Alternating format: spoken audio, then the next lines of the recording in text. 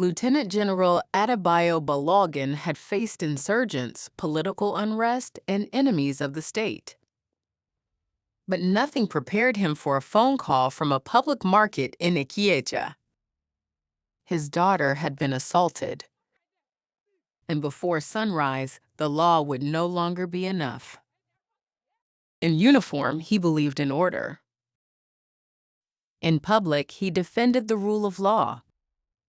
But when men raised a hand against his daughter, he made a decision that would divide a city. Power is easy to defend when it belongs to the nation. It becomes dangerous when it belongs to your pain. The night his daughter was attacked, General Balogun stopped being a soldier and became a father. It was not a line Charity Balogun had ever expected would define the way people looked at her, as if a single sentence could contain the bruises, the indignity, the unraveling of small certainties. Yet that sentence, like the gray dust that rose from the gutters of Ikeja in the dry season, settled into everything that followed. She had planned only a half-hour trip to the market, a list pinned to the fridge, tomatoes, akara, dried fish, a bunch of scent leaves. The washing draped over the balcony flapped like miniature flags. Outside, the city was already awake, a network of horns, motorbikes, and the high-spirited haggling of traders. Charity pulled on a long-sleeved cotton dress, tied a headscarf in a loose knot. She liked being unseen sometimes. There was pleasure in slipping through the city without the rope of her father's name trailing behind her. Her father was Lieutenant General Adebayo Balogun, 3 stars and a lifetime of appointments and photographs in newspapers. To the media, he was the steady hand in a rattled world. To politicians, he was useful and maybe a little feared. To family, he was a man who had learned to command space with the set of his jaw. To Charity, he was simply Baba, a man who made jokes at her expense at dinner, who ironed her school uniform as if polishing a medal, whose voice could break the quiet of the house like a gavel. "I won't be long," Charity told the driver, a short, wiry man named Femi who had worked for the Baloguns for 5 years and knew the rhythms of the house better than most. "The market is 2 blocks from the bus terminal." He clicked his tongue. "Take your phone, Sade, and don't take the side streets. You know mothers in the market will watch you like hawks, but still." She smiled. "I know." Ikeja's market that morning was a mosaic of colors and scent. Okra glistening like green jewels, mounds of pepper dusted in red, clumps of spicy scent leaves bundled like ligatures. The noise felt good. It was life not curated for headlines, but for small trades and loud bargaining. Charity moved through it the way someone moves through a familiar cathedral. She exchanged a joke with the akara seller, felt the warmth of the fried balls as they came into her palm. She was light with the ordinary pleasure of errands well executed. She didn't expect the boys. They were not sophisticated thieves in black masks. They were young men and older teenagers, an unruly knot by the side of a stall, laughing too loud, their clothes a mismatch of old jerseys and tattered jeans. One had a scar that sliced his jaw like a remembered fight. Another's grin was swollen with something like arrogance. Charity noticed them, the way a city notices a patch of sky after too much sun, a small, worrying blankness. "Your scarf!" one shouted suddenly, an excuse or a signal. He lunged and hands grabbed at the woven fabric across Sade's shoulders. The movement was swift, practiced. Her satchel hooked on a stall. In seconds, the boys had wrapped 2 more hands around her forearm and shoulder. She stiffened, the way people do when surprise meets courage. She pulled back, shouting for help. There were sounds. The chirp of market bargaining, a motorbike idling, the distant scream of a hawker. A couple of women moved toward them, but the crowd edged away like grass from the path of a mower. Someone, not many, just 1 or 2, shouted, "Leave her!" The boys shoved her, laughter in their voices. A fist connected with her cheek. The world tilted. She felt the satchel wrench free. The knife came out of nowhere, a small, mean thing, and the strap was cut. The boy with the scar took the bag and they ran into the maze of alleys. Sade's knees buckled. She tried to stand and stumbled. Someone pulled finally, a stout woman named Iya Bakola, who had hawked plantain for 30 years. and an old man who looked like he'd given up on fighting years ago. They hauled Charity to the bench in front of a stall. Her cheek throbbed, her lips split. The akara she'd held fell into the dust. "What's your name?" Bukola demanded. Her voice was the sort that could stop a fight. "Sade," she said, and then felt the mouth close over the syllables like a hand. Charity knew in that sick, immediate way that certain words rearrange a room's furniture. She wanted to say her name, to tell them who she was, to call up the safety that name might confer, but she was afraid of the effect, suspicious of it. She had used her father's name before, like a password, and sometimes it opened doors, sometimes doors slammed in her face harder. "Did you get their description?" asked the old man. "We will go after them. These boys disrupt the market weekly." Charity wanted to say no. She wanted to pick up the pieces of her life and walk home. Instead, she shook her head and pointed to her satchel, now on its side with groceries spilled like a small confession. The old man scooped up the tomatoes. "Take her home," Bukola said to the market. "Danfoes, help her." Someone called a relative. Someone else looked at the street and then away. By the time the driver found her, she was huddled under the shade of a stall, her scarf trailing on the ground like a tired flag. Her lip had swollen into a crescent the color of bruised fruit. She didn't want the story to travel across the city on a network of mobile phones and imaginations. She wanted pain to be private. But in a city like Lagos, nothing stayed private for long, especially not when it involved a Balogun. The driver lifted her into the car. He was quiet all the way home. Charity pressed her fingers to her cheek like one presses a bruise into silence. At the house, the gate opened before they reached it. Her father stood at the top step, his face a map of slow, dangerous changes. He had heard a fragment, a phone call from an angry cousin, a neighbor's voice, the general's daughter. Titles have a way of compressing into efficient news. "You're hurt." His voice was low. She wanted to say it was nothing, as if diminishing would heal. But then she thought of the sack of groceries in the car, the scarred boy's grin, and the way the market had let her fall into a bench like an abandoned idea. She let the truth out in one small, sharp inhale. "They mugged me." He took in the breath, measured it, and for a moment she could not tell whether what she saw reflected the father or the soldier. "Did you see faces?" he asked. I saw them," she replied. She told him the details, the scar, the jersey, the knife. Each image settled into the room like a small bone. He listened. He did not cross the line to make promises he couldn't keep. He touched her forehead as if to test for fever.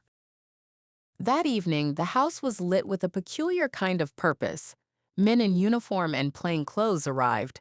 Some were officers from his command. Some were not. They were old soldiers who owed debts of loyalty, men who had drank with him at other people's weddings and had been at his side when the country made noises about its heroes. People began to call them boys in the old sense, those who followed a man who believed that when a leader called, they would move like thunder. Charity sat on the sofa, wrapped in a shawl. She watched the men circle like crows. The general's temper at first was a slow erosion. He replayed the market scene in his head as a soldier replays a battlefield. A misstep, poor intelligence, an enemy that got away.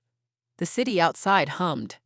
In his chest, something he had thought iron cracked with a sound like glass. "You will let the security agencies handle this," Charity said finally, because a daughter's voice had a fragile authority. He looked at her, and for the first time she saw fear in her father's eyes, not for himself, but for the world he inhabited. "I don't intend to let it fester," he said, "where there is gross injustice." He left the sentence unfinished. He did not need to. At 2 in the morning, he called the names of streets and compounds, of markets, of small boys who trafficked in fear and other people's purses. The men who listened were not magistrates of appeal. They were soldiers and ex-servicemen, and a few who wore the city like a skin and hardened at the thought of a family member shamed. By dawn, the narrative had begun to write itself. Balogun men go into Ilaje Road, 9th Avenue raided. A neighbor called and whispered, "Be careful, Sade." She did not know at the time that they had already decided. They moved fast, kinetic as a plot. They went into the areas where the boys were known to gather. They were organized, as armies are, with quick briefs and lists of names. It is easy, in the early hours of a city, to cross from law into vigilante. They told themselves the line had been crossed the moment a man raised his hand to their child. The neighbors in the compounds woke to men in uniforms and men who used to be in uniforms. The sound of a gate being battered open is a small, precise terror. When the raid began, Charity watched from the house as if watching a war on television. She had not asked for this. She had said later that she wanted no naming or spectacle, but the father had acted in the oldest human grammar. When sacred things are violated, force is permitted. Men in balaclavas moved through alleys like a silent tide. Shouts spliced into the morning. Dogs howled. In the center of the raid, 3 of the boys they had tracked were seized, wrists bound, mouths bleeding. There was panic then. The raiders did not go only for culprits. They took men who made them uneasy. They smashed a shop window where someone had sold stolen phones. They burned a motorcycle that they believed belonged to a gang leader. A house, mistaken for harboring a suspect, was battered. A child was awoken by the crash and began to cry. An old man tripped and struck his head against the floor. There was collateral damage, a term that sounds bureaucratic when said aloud, but that, in those morning hours, translated into the long, close reality of pain and fear. The culprits they wanted were rounded up in a courtyard, feet splayed. The leader, the boy with the scar, was among them. He spat at the men who held him. He looked very young when he was finally hauled into the open, small-ribbed, a single line of teeth exposed to the sun. Said, seeing him from the balcony, saw then a face that belonged to a different story than the one she had told herself at night. He had a tattoo of a crown that could have been mockery or a promise. "Get me his eyes," someone said to a sergeant, and the sergeant did. Images leaked. In the afternoon, the internet filled with pictures from the raid. Men in boots standing over boys, a charred motorcycle, a market stall with its wares scattered. Someone filmed a woman whose mouth was bleeding from a blow. The city's appetite for spectacle was insatiable. News vans came like migratory birds. The police came later, an impersonal tide of uniforms, a desire to put official stamps on what had been done. "They didn't know who she was," a man in a bar said, meaning different things. The market boys who had grabbed Sade, the men who had gone in heavy and come out with captured criminals. He said it like a punctuation mark. The sentence had 2 faces, one of innocent ignorance, one of delusive vindication. It would, over the following days, unfurl into many other sentences. They didn't know who she was, so they hurt her. They didn't know who he was, so he made them pay. Charity tried to sleep after that, but sleep was an animal that fled good and bad thoughts. At night, in her father's house, she heard voices lower than usual and watched him pace. He had put together a list, a log in his head of names of men he knew from his campaigns, names of those who owed debts, names of officers who had been loyal. He had also overstepped. When the police filed their complaint against unauthorized security operations, he had not appeared before them as yet. The military code is a rigid thing. It does not like its men to trade in personal vendettas. Yet the public could be merciless. There were now 2 pictures of him: the father who would not forgive, and the general who knew the laws he had once sworn to defend. The morning after the raid, Charity walked the house like a woman performing a ritual. Her cheek ached, but not as much as the taste in her mouth, the sourness of something gone wrong. Her father's men were still there, cataloging, their voices as ordinary as if they had been appointed to rearrange furniture. A young soldier brought a cup of tea. He was careful. "How are you, miss?" he asked. "Fine," she said. The word was weak. The city, however, is never content to let an event remain private. Television anchors ask the question of moral geometry as if it were simple. What would you have done? Political columnists wrote that the general had acted as a father and as a man protecting his family's honor. Opponents wrote that he had used his influence to bypass the law. A woman on a morning show, an academic who wrote books on civil order, said with practiced disdain that the line between personal justice and public duty is law's hinge, and it must not be moved by individual hands. For those who lived on the streets and in the alleys that had been raided, the narrative was harsher. The compounds and shanties had always been thinly defended. Poverty is not a neutral geography. It is a place where young men learn how to be dangerous because they do not think there is another script for them. Families in the compounds nursed their humiliated, bruised champions and their wounded, stolen goods. Some said the raid was necessary. Some said it had been brutal. The scarred boy was not shy with his grievances. He said later, bent over a small stove in a tin room, that the bleeding people had included those who had nothing to do with the market. He said there was always a sixth man in these stories, a silent figure who would profit from the chaos. The state's response was measured by necessity. There was an inquiry. There were inquiries in Nigeria for many things, and they often smelled of official heat but cooled without consequence. A committee would be appointed. People would write memoranda. There would be a statement declaring full cooperation and the need to maintain the rule of law. The general's office released a statement, the wording careful, almost military in its restraint. "We will assist the legal process," it said. The mother of the scarred boy raised money and went on a radio station to say that her son had been beaten beyond reason. Someone else called in with a video that suggested that excessive force had been used. The man in the video, a neighbor, wept openly. They didn't know who she was, he said, and then he stopped himself as if the idea startled him now that it had been foregrounded. He looked at the camera and said instead, "They will not make us pay for their fears." Charity watched the pieces of the day like glass set on a carpet. She remembered the knife, the boys, the way a city can feel at once intimate and indifferent. She had hoped that being Balogun's daughter would be a shield in an ugly world. Instead, it had made her a lens through which the city would examine itself. She wanted the whole messy episode to be a small thing that ended quickly. She wanted to return to the everyday, the smell of akara in the morning, the smallness of buying yams and receiving change. But the city's hunger for story was relentless. At home, the family was divided in private. Her mother, a woman who had married the military not for ranks but for love and who kept an immaculate garden in the backyard, wanted restitution. "They must be punished," she said. "This is our daughter." But her words carried a hollow note. She too understood the vapors of power and the memory of those who had been taken in the night to courtrooms that never quite punished the right people. Said, asked to describe what she wanted, only had one answer: justice. The word was pale in the mouth. She did not know what else to ask for. She did not want to see the boys burned at the end of a story. She did not want more blood. She wanted the knife returned, perhaps, or the satchel, or the sense that some authority would balance the ledger without turning the market into a battlefield.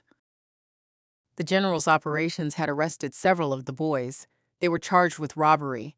There were photographs of them in the papers, their faces turned toward the camera like museum specimens. The father sat in a meeting with officers, and subordinates shuffled documents. Someone suggested that community outreach might be wise. Funds for vocational training, a donation to the market. He considered it. He considered the idea that perhaps he could do more than flex a big hand. But to do good after performing brutality is to mix two incompatible drinks. The taste is complicated. The scarred boy, his name was Tundi, was the center of the drama. In the court of public opinion, he was now both culprit and victim. He was found guilty at first. His trial, as most trials in the city's glare are, became theater. The defense argued that his life of hunger and lack of education made him a product of iniquity. The prosecution argued that his hands had been used for robbery and that his knife had been taken. The judge, looking tired, tried to see the law beneath the spectacle. Sentences are blunt instruments. Sometimes they exact retribution. Sometimes they attempt reform. Tunde was given a sentence that was neither light nor meaningful, a suspended term and enrollment in a youth rehabilitation scheme. That decision enraged the father of a man who had been injured in the raid. "He should hang," he said in a bar, holding a bottle like a cudgel. The city held its breath for a while, then exhaled. What was missing from the headlines were the quieter tragedies: the owner of the burnt motorcycle who had not been part of any gang, the woman who had been struck by mistake and lost consciousness in the courtyard, the old man who broke his hip falling down the stairs while the men searched for the boys. These things did not make for tidy television. They were the small-cost governments assigned to the maintenance of order, and yet they were not acceptable any more than a scab is acceptable to a wound. Charity felt the weight of the incident change her. It was as if an internal map of life had been redrawn by night operations.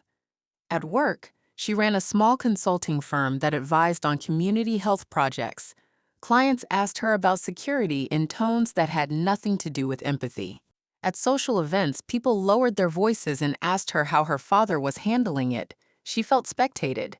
There were people who envied the arrangements that allowed someone to move men into a compound in the night, and there were others who recoiled at what that power meant. She found herself thinking less of headlines and more about the boys whose lives had collided with hers on a market morning. She found herself going, at odd hours, to the compound where Tunde lived. Her father was not pleased. It would have surprised no one had he been blind to his daughter's need to see. He was a man who believed in structures. He believed the structures of military authority were ultimately for the public good. But perhaps the line between public and private had become too porous in his life. For the first time, a soldier who had fought in conflicts and made decisions that affected thousands found himself in unfamiliar territory. Accountability that felt personal and unstoppable. Tunde's story was not without complication. He had, when they walked into his yard, offered Sade's satchel back and said nothing. He had been young and hungry and afraid, but he had also been swift and rough. The law made of him a criminal. His community also saw him as an asset in a culture of scarcity. When Charity went to visit his courtyard, she found men who had been turned by life into shapes she did not recognize at first. They were not monsters. They were sarcastic, tired, sometimes generous. Tunde's mother was a woman who had tears like a faucet. She spoke about bread and school fees and the difficulty of keeping her son in order when there were temptations everywhere. Charity sat with them one evening under a bulb. She listened, and she told pieces of her life as well. She spoke of a father who could command a rumor into an order. She told Tunde she did not understand how he had been so quick to violence. He looked down into the fires of the makeshift stove, and then, finally, he said something that altered the field. "We didn't know who you were either, Ma. We thought you were anyone." It was an inversion. There was a justice to that sentence, a small shard of truth. The boys had also been unaware, not of the status that could have protected her, but of the possibility that she was someone they would meet and then see again in a different light. They operated with the model of the world that took the strong as opponents and the poor as unutterable. In their school of survival, any face could be a mark. Saad's days and nights shifted with the knowledge that her father had made a decision that had consequences beyond the capture of accused men. There was a council summoned by the local authorities. There were meetings across the compound lines. The general appeared before a civilian committee in a small room with a simple table, chairs that scraped against tile. He listened to testimony, to men who spoke of rough justice and to women who spoke of fear. He felt, perhaps for the first time in a long while, the uncomfortable intimacy of being judged by people whose lives he had not led. "You have made an impact," said a woman from the neighborhood, standing with a folder of receipts and photographs. "This community needs help. Roads, schools, secure water. Not only amends, but something structural." He heard this, and in his heart, he cataloged a soldier's inventory: strategies, budgets, the arithmetic of influence. He could throw money at the problem. He could build a skill center and give jobs. He could place men with silhouettes of institutions and make the problem seem tidy again. Yet money is not an answer to violation. It is an attempt to patch over scars. There was also the human requirement of apology, of accountability, of recognizing that his men had done more than drag culprits from alleys. The sense of his misstep lingered. At night, he would walk the garden where his wife had roses and think of his own boyhood in a small, sunlit town. He had once had dreams of making the world better, to be a soldier for the nation, not just for one family. Now he had acted as a father in a way that had cost other people's fathers dearly. He began to see the shape of his power as not simply an instrument to be used, but as something that accumulates ethical weight. Each time he considered calling on his boys, he felt that weight pressing. Public opinion remained split. Some saw the raids as just. She had been assaulted, and the men had to be brought to account. Others saw it as a dangerous precedent. A man with power had avenged his child and damaged unrelated lives. The news cycles fed on this ambivalence. In the meantime, life went on. The market reopened. The Akara seller swept dust from his stall and set his balls in the oil. Women resumed bargaining as if the fabric of the world had not been rent, even though for several of them it had. Charity returned once more to the market, this time with a security detail that made her uncomfortable. People watched, children pointed. She felt like a ghost, what had been once private now public property. She walked with slowness, choosing not to hide her face. She stood at the same bench where the Akara had fallen and placed her satchel on the seat with deliberate hands. The Menina woman who had helped her that day smiled and patted her hand. "It will pass," she said. Who is to say what passes? Charity wanted to ask. She wanted to ask whether the scars to a community also pass with time, or whether they calcified into the map of a place. She wanted to say, they didn't know who she was, and they did this to her. And thus the world had been remade, but she did not.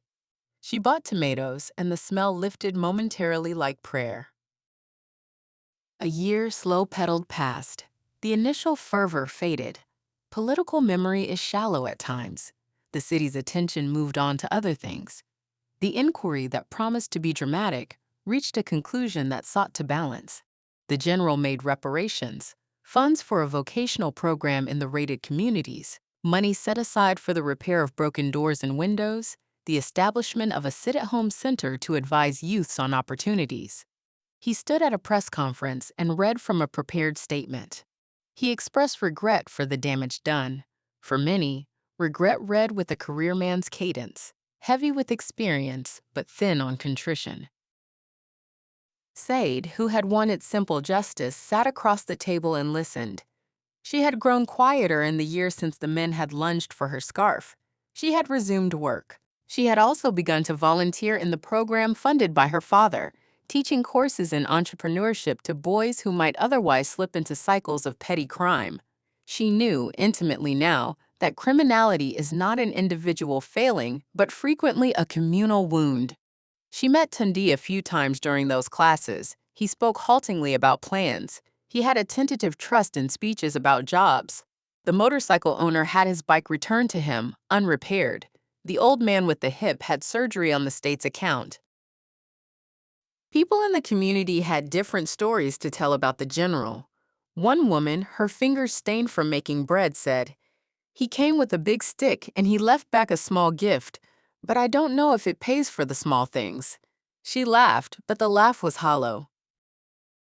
Tunda was not an easy convert to the program.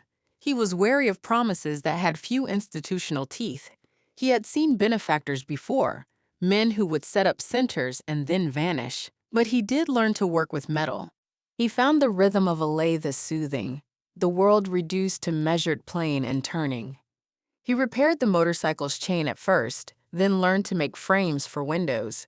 It was manual work, not a panacea. One evening, months later, Charity sat with her father in the garden. The roses had been tended with care. The light was weak, and the air smelled of the city cooled by the approach of night. He had the look of a man who had been wrenched awake. He spoke of things rarely confessed. "When I was young," he said, voice low, "a man taught me how to see. He said that power is a test. Whether you remain the same in the face of hunger or in the face of excess. That test, I have failed sometimes." Charity listened. She had once wanted him to be invulnerable. She had learned, in the months after the raid, That to be a parent is sometimes to misstep and to be accountable for a misstep in a way that is public and private at once. She reached for his hand. "We all failed," she said. He looked at her then, and in his eyes was something like apology and the rigid remnant of authority. "I know what I did," he said. "I thought the answer was force. I was wrong." In many narratives, an admission of error is an ending. Here it was a point of departure. The program he had bought with influence would not erase the cold crack of a baton across a skull. The man who had been hit and whose anger remained would carry that to his grave. The market that had been rattled would never be the same. But there is also a kind of work to be done that is not spectacular. Rebuilding trust, mending fences, teaching young men to wield not knives but tools. The general used the resources he had to try to make amends, and in doing so acknowledged a truth not previously easy to say. Power is not an umbrella. The phrase, "they didn't know who she was," became a refrain for people who wanted to emphasize the injustice of initial ignorance. But as Charity walked the market and the compound, she heard it used differently. A man in a cassava stall used it to mean the boys who had put their fate in the hands of knives. A woman in a queue at the hospital used it to say that those who had no power were often overlooked. Its elasticity made it both accusation and lament. One afternoon, a small convocation took place in the center that had been set up with some of the general's funds. Charity was there to present certificates to boys who had completed basic vocational training. Tunde, now taller and more sure of his posture, stood in the line. The general sat in the back, hands folded, a private man in a public seat. When Tunde received his certificate, he did not shout. He did not chant slogans. He walked forward, took the paper from Sade, and bowed with a small modesty. He caught the general's eye and, in a single, swift motion that had nothing to do with triumph, he nodded. It was not an absolution. It was not a sealing of wounds. It was a human exchange.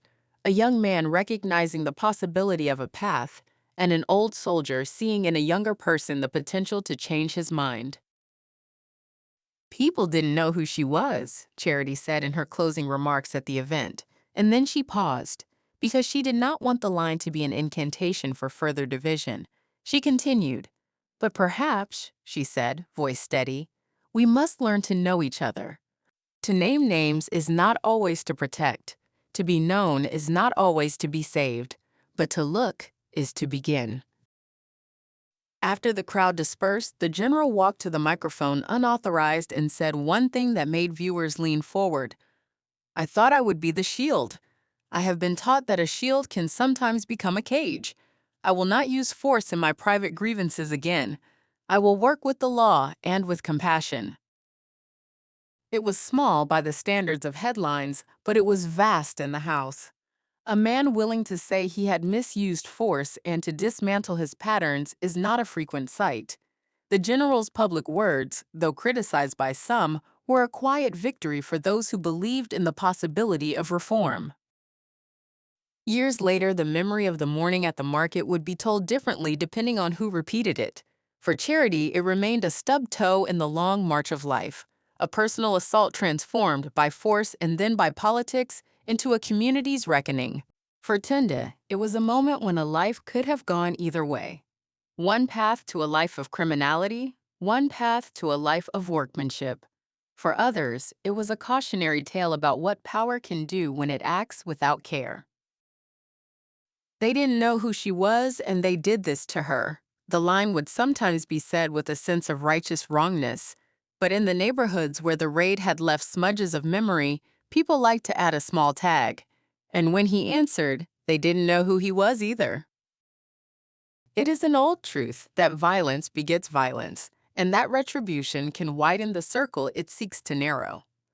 It was the first worry the general had failed to see. It was also the last to be learned, that accountability is harder than vengeance, that rebuilding takes more time than punishing, and that the truth often hides in sentences that are neither wholly right nor wholly wrong. Sade's scar eventually faded. It left a small crescent that looked almost like a smile. The market resumed its old rhythms. Bargaining resumed, laughter returned, Children raced past the stalls. There were nights when Charity dreamed of the market and the boys and the general's office, dreams that stitched things together with thread that was sometimes comfortable, sometimes painful. She would tell the story now in softer voices to friends who wanted to know the truth of what had happened, not the tidy version of vengeance and justice, nor the cartoon of the powerful man as cartoon villain. She told them about the ache of being seen and then assaulted, and about the ache of seeing those who had wronged her seized and punished. She told them about the man outside the compound whose hip never healed, and about Tunde, who learned to make frames of window with his hands. "That's how it was," she would say. "They didn't know who I was. Neither did I know who I was. Neither perhaps did he know what he would become when he answered." The general retired from active service some years later. His portrait on the wall was not as sharp as it once was in public memory. He worked quietly with NGOs and with the very communities his men had once stormed. He gave the money. He also learned to listen. In small meetings, he would sometimes sit in the back and let others speak. He did not seek praise. People say in Lagos, and perhaps in many other cities too, that the city teaches humility. It vibrates and corrects and, in its insistence on life, asks for small forms of forgiveness. It is not perfect at making reparations. It is, however, relentless in presenting opportunities to begin again. On the anniversary of the raid, the general and Charity visited the market together quietly, without fanfare. The Akara seller greeted them as he greeted regulars, with a small bow as if to recognition not of rank, but of human continuity. Charity bought a small tray and handed it to a girl selling tissues. They didn't make a spectacle of the return. There was, however, in the economy of the city, a small easing. To those who had been hurt by the raid, the reparations and the counseling and the small vocational courses were not nothing. They were a beginning. To those who believed in the clean justice of law, the general's acknowledgement, public and private, was imperfect but important. To Charity, the most honest resolution was that no one was wholly the villain of a story. Every person had their wound and their capacity to make amends. The phrase that had once been a simple indictment had, in the end, become a lesson, that ignorance begets harm, and that the remedy is not only to punish but to learn. When a small boy pointed at Charity in the market and whispered, "That's the general's daughter," the woman next to him said, "She is also a woman who buys Akara." The boy shrank, surprised by the smallness of it. The city, for all its grandeur and menace, is made of such small negotiations. They had, in the span of that year, learned a difficult geometry. Violence returned upon violence until someone broke the circle. The general had broken it with money and apologies, and where those were insufficient, with steady work in the places his men had torn. He had not made perfect restitution. No one could. They didn't know who she was. The story always started with simple, angry, and true. But by the end, it held more. They didn't know who she was. They didn't know who he was. They didn't know who they might be if they did not let the city teach them to kill for their hurt. The market fried another batch of Akara. Charity ate hers slowly. She thought of names, her father's, Tunde's, the scarred boys, and the way names are both shields and shackles. She thought of the small truths she had spoken in the sit-at-home center. To look and to know is sometimes the first step to making amends. The city, indifferent in the best sense, moved on. Its mornings were always new. But in the small corner of Acacia that had been raided and repaired, a lesson lay like a chipped coin. The cost of ignorance is high, and the price of knowledge is the obligation to repair, to address, and when possible, to forgive.